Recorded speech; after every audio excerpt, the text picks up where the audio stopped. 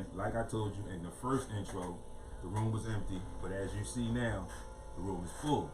I've got my folks in the building.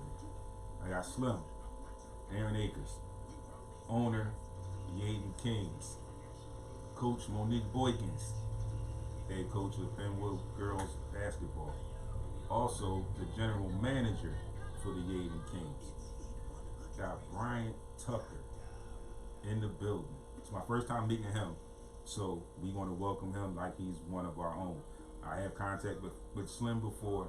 I've also had Coach Mo on the show, as you know. We are going to get into this thing really, really quick. As always, I got some news and some updates I'm going to run at you. And then we are going to get to it. So tune in, buckle up. It's going to be a fun ride. I got some good people here. I think I got some good questions.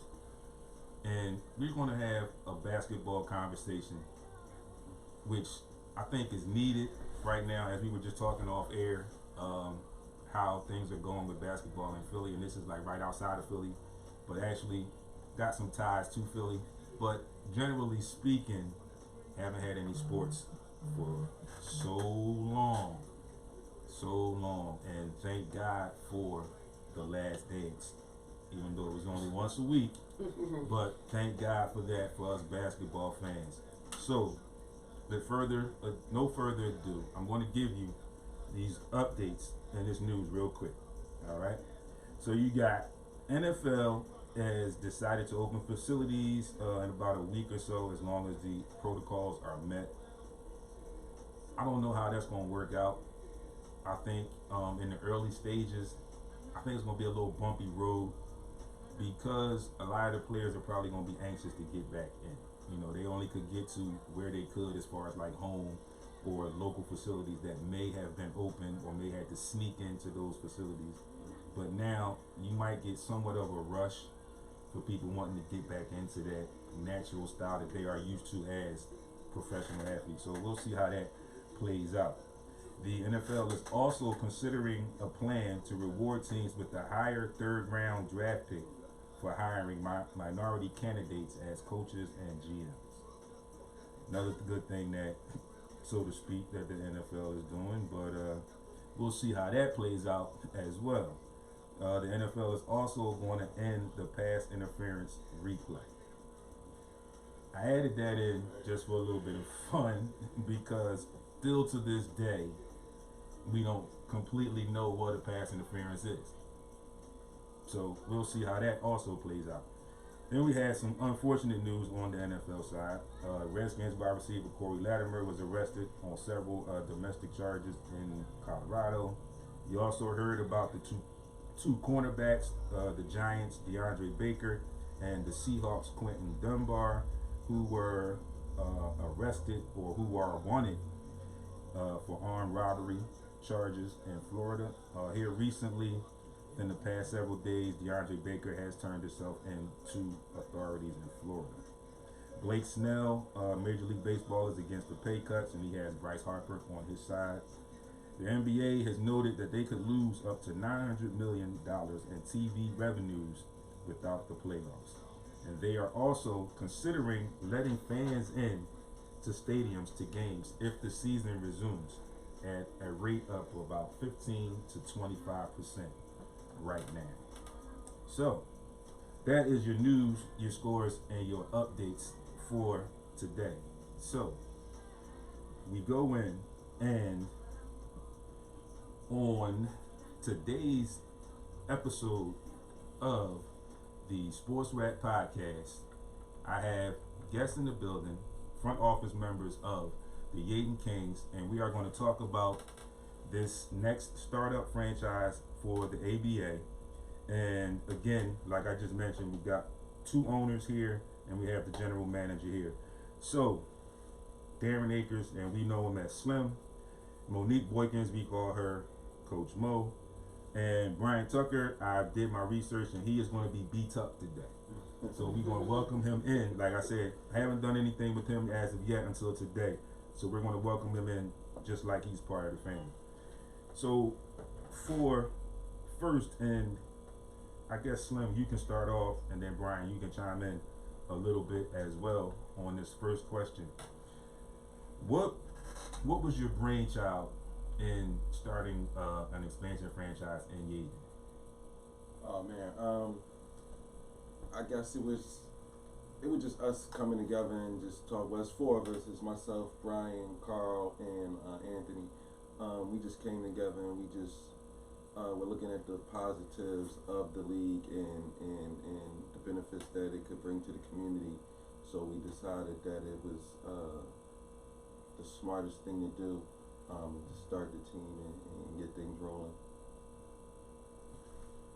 Brian, you want to add anything? As far as with the league, Slim, we had a team before, and he gave me the idea like I want to bring a team to the home front, and just growing up in Yeadon, we didn't really have nothing where we can, look forward to when it comes to basketball and sports. So I thought it would be a great opportunity to bring something to the community, so that's why we decided to go forward with that. Cool. Coach Mo, I'm not going to answer you that question because I'm familiar with you. You've been working with basketball. And unfortunately, we are in this pandemic and school was cut short, season was cut short. So I know how you feel about that. And it's exciting for me, and I'm sure for you as well, to see you as part of this team in the position that you are in. So how did the ownership group come together? Have you guys worked before together previously, or was it presented to some people that you knew about? So we all have a company called Thorough Productions. We do like film and TV production, stuff like that. So this was actually an idea to we could broadcast our own games, and we kind of fell back from that and was like, yo, let's just focus on the team aspect of it. So yeah, Thorough Productions. Cool. So if you will, and I understand if you don't, there was a little snag I read in doing my research. And I read the information, I read the article, and I kind of had the same reaction that Brian just had when I mentioned this. So if you want to, just tell me a little bit how the snag came about and how it has been resolved. And I've seen it has since been resolved. Alright, well, shoot. I guess we started a team in Camden last year, and after that team had, did well, we went like 17-3 or something like that, the Monarchs. And we talked about, bringing the team to Yeadon. So we just went to the league and we were like, yo, we want to do the team. So they said, all right, cool, we'll put your team in the league. And I guess like 4 days after that, after we got in the league, I got an email from the league like, yo, you can't do it because there's another team in that area already. So I did the research on the team. It was like a Friday that he called and told us that. So that whole weekend we like panicked, like, oh my God, they not gonna let us do this, man. They tripping on us. So we finally got in touch with the owner of the other team, and we just talked it out. He reassured him that we're not gonna step on his toes and make anything crazy for him. He'll still be able to make money and benefit from having us in the area. We'll stay in our geographical area and just push what we're pushing. Brian, you want to add anything? It's pretty much the same thing Slim was saying.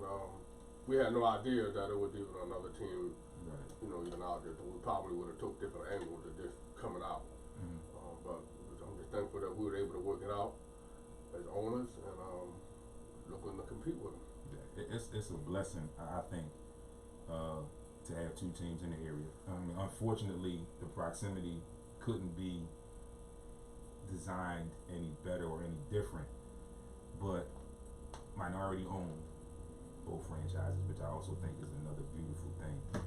And some of the stuff that I've been reading, and I saw that Slim, you wanted to have Delaware County students as interns. Absolutely. I think that is another great thing.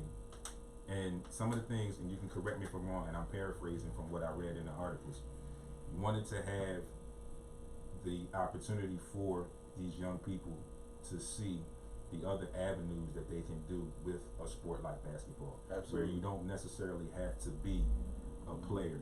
And I think that's overlooked a lot of times in the broad spectrum, because people just think basketball, and we'll stay ABA, but you know, people's bigger dreams Right. and broader dreams are NBA. Right. And they know their focus is on playing.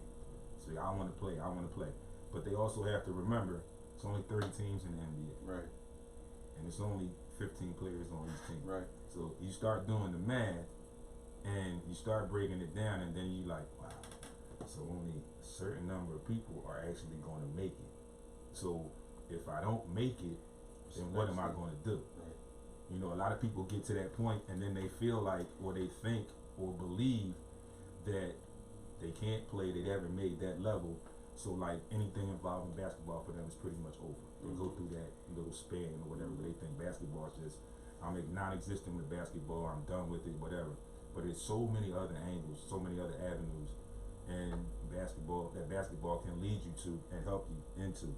So I think, yeah, that it's a great thing that you're doing that. Now, Coach Mo, you being around the high school kids, and I know pretty much, I have an idea what your answer is going to be for this, because I follow you when I see this stuff. So how do you present those ideas to the young people that you deal with, as far as your athletes, your girls that you coach, and then other students that you might see in and around the school? I think that what we do is that we get to understand them to understand the needs. So if you see basketball players and you're like, okay, I might not be able to play on that level, but what can I do in the business? You get them to understand that there are other aspects in the business that you can be a part of and still benefit from. And you know, for instance, sports broadcasting, that's a big thing. A lot of kids are kind of intimidated by it, but then you have those ones that actually want to get out there and talk about the game, and they're already doing that on social media. To be honest, a lot of them are already engaging, talking about the top player in their school that may be playing basketball, maybe a track runner or things of that nature. Well, we want to identify those students and utilize them in the business to show them that, hey, you can succeed from this area that you're already at. So basically, we're going to meet them where they're at, and then, you know, get them to understand that, hey, you know, this position is a position you could be a part of. For instance, stats, that's another thing. You know, get them to understand how to review game film, you know, certain things of that nature. So that's how I would, what we're going to do to be able to identify student athletes or students that are interested in that part of the business. Cool. So, as a team, as a unit, game day, how do you intend to, or what things do you have planned to involve the community in the game day activities and with the team in general? So, do you want to answer that, or you? You can. No, I just, our game, as far as for game day, opening day, first and foremost is building networks and relationships. So, you know, one thing I just wanted to say is Yeadon is rich in athleticism. Yeadon is rich in athleticism. Not just Yeadon alone. You have small barrels that make up this big area that we have. You have Yeadon, you have Darby, you have East Lansdowne, okay, you have Lansdowne. You know, these are areas, you have Colwyn, these are areas where we have to build relationships and networks with in order to get people coming out. And then the biggest thing is reaching out to our communities and networking our local municipalities, you know, building that type of relationship, and that's what they're doing. You know, they're out there just making those small communications and networks, like with Yeadon Council. The owners have definitely met with Yeadon Council already, so that's a small part of it. But if there's more things that you want to add on to give away about game day, I don't want to kind of go too much into our opening of the movement that we're doing, but I can just tell you from my perspective as a GM, we're networking. You've been to the Monarchs games and you felt that environment or whatever. So not nothing against what they got going on, but we taking that to like another level. You know what I'm saying? We just gonna elevate that. I think it's great that you guys are doing this. And Slim, with your background, not familiar with you, Brian, but I know you work together, but knowing Slim's background and knowing and being in the environment like you just mentioned in Camden with different people, like I said, nothing against Camden, but different people, you may be able to do something different. But I like the fact that you said we're going to take that to the next level. And one of the things I think is important is to grasp that fan base. Once you grasp a hold of that fan base, people will come. And then, you know, like today's times, we got social media. And you know me, what I do every time I get information, I'm here, I'm there, I'm doing stuff live, this, that, and the third, and everything else. And you get so many people from social media that, that's me. You get so many people from social media that see things through social media. I mean, they might not be out as much, but then they're like, oh, wait, it's a basketball game? That's real. And like, it's right down the street? Nah, let me go check this out, see what's going on, see what's happening about that. Right. So I think it's a beautiful thing, again, to be involved in the community. I like the fact that the ABA is community involved, I believe, from what I've seen so far. Absolutely. And I think a good group here, like I said, I'm familiar with Coach Mo and Darren. I keep saying Darren and Slim. That's good. And you know, I understand where both of you guys are as far as business and knowing what, like Coach Mo just said, these are the little things that we're doing. And a lot of people, a lot of times, take those little things for granted and don't feel like, well, we here, so they should come reach out to us. No, it's a better impression, and it looks so much better on your behalf if you reach out to them. And I like to tell the kids that I work with a lot of times too, the worst thing they're going to tell you is no. Right, absolutely. That's the worst thing they're going to tell you. It's either going to be yes or no. And if they tell you no, then you know that you need to go revamp and go back. Right. You can't just say no. I mean, and a lot of times it's a test for people. They say you no right up front to see where you are, to see what your reaction is. And a lot of times people don't pick up on that, and then they try to go somewhere else. And then they get the same thing again, and then they hit that wall, and then they like, all right, this might not be the move, it might not be the idea. But you've got to keep pushing. You're going to get no's along the way. I have to tell people that a lot of times. You're going to get no's along the way. I mean, me doing this, I've reached out to people for interviews, for people to be guests on the show. Some people got back to me. I've done interviews. Some people haven't got back to me. Some people have decided that they didn't want to do it for, you know, the things that I had to do, my guidelines for being here in this studio. And I had to reiterate and tell people it's a business.